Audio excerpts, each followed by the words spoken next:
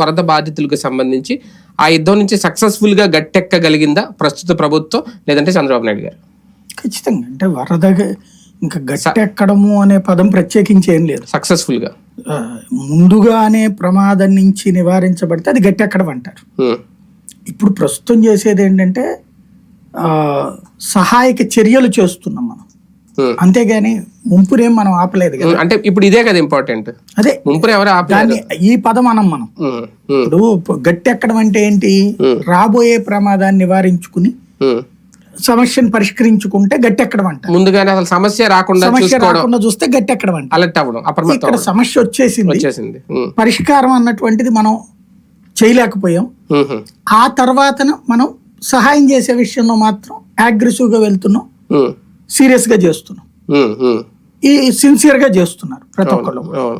అది తేడా అప్పటికి దానికి దీనికి. అంటే ఇది ప్రకృతి విపత్తు కదా ఒక రకంగా.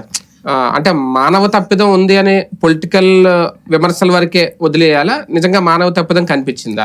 ప్రకృతి విపత్తు అంటే తుఫాను రావడాన్ని ప్రకృతి విపత్తు అంటాం, వరద రావడాన్ని ప్రకృతి విపత్తు అంటాం.